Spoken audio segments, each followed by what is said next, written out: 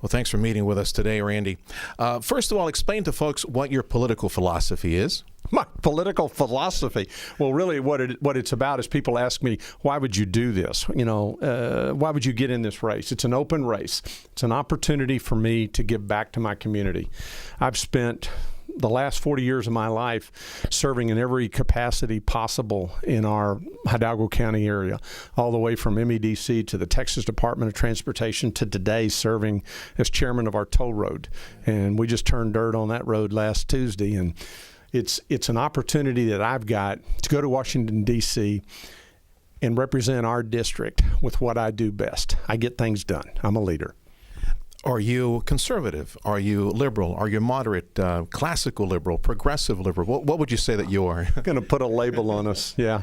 The questions that we've gotten in different forums about, how are you pro-life, pro-choice? Are you, all of those kind of things? And, I start with the number one issue that we've got facing us here, of course, is our border and the immigration issues that, I'm from here. I'm Mission High School boy. I've lived with this my entire life, and we've got to get control of that.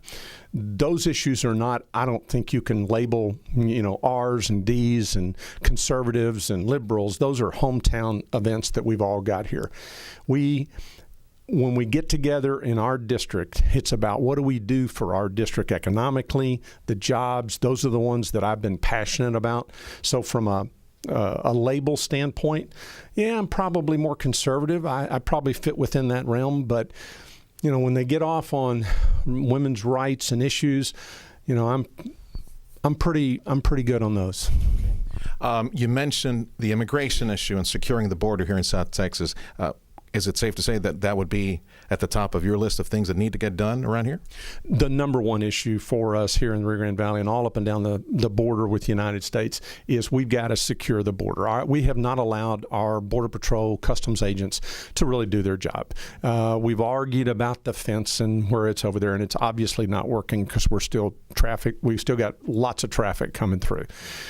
Once we secure our border, we can talk about what we do with the 12 million folks that are here, which we're not going to throw away, okay? Just so that you know, that's my position. People get upset with me over that. It's not a pathway to citizenship. It is not amnesty. But we've got folks that are here in this country that we're not going to throw them away. How would you secure the border? What are some of the ideas you have? And I love that question because it's technology. We've got so many boots on the ground that everybody yells and screams about. We've got 300 or 400 DPS officers staying here. They don't want to be here. They don't like what they're doing, and we don't like them on the highway between here and Rio Grande City. It's just not real good Chamber of Commerce material. So the issue is technology. Look at this room that you've got. Look around you. Look at the phone that you carry today. Look at what we've done with drones. Look at all the issues that are out there.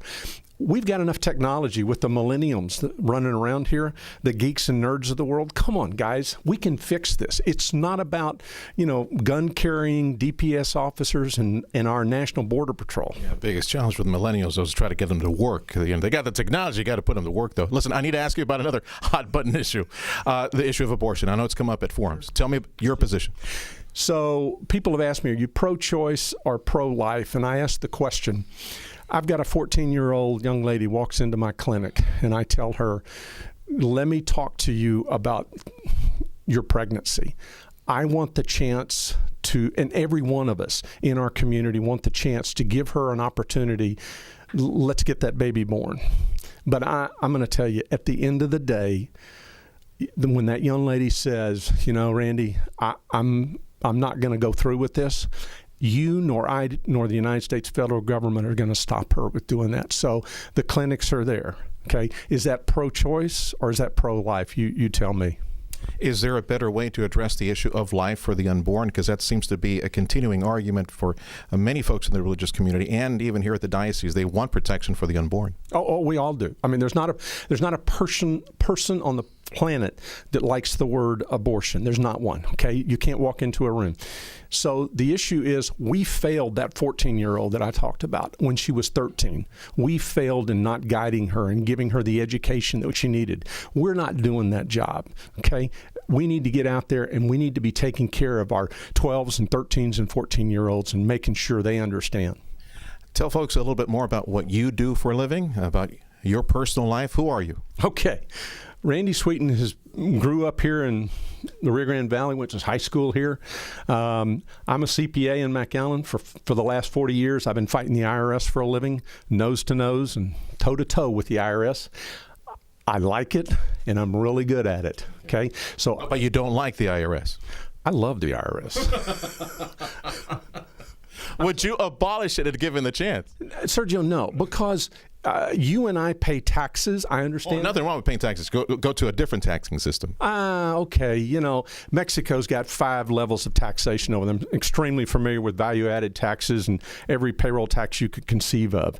But you got off of who I am, and I'm going to get back on that because it's important. People know that I want to take that experience working as a CPA, working as a valuation expert, working as a fraud expert. I taught at the university, audit over there. I've got all this experience with economic development. Those are the exciting things that Randy Sweeten does.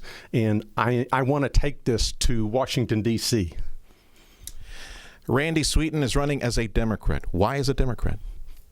You said that like it's a bad thing, Sergio. I'm just asking a question. Because I'm going to ask everybody why they're running as Democrats. I'm going to ask everybody why they're running as Democrats and Republicans. All right. In Hidalgo County, in the 15th Congressional District, we're going to elect November the 8th our congressman to go to Washington, D.C. It is going to be a Democrat out of this county. I want to represent this county and this district, and that's the way I can go do that. If you want me to go to Washington, D.C., you vote November the 8th, and that's what's going to happen, okay? There's not any underlying meaning. There's none any undertones. It's absolutely, that's the fact of life.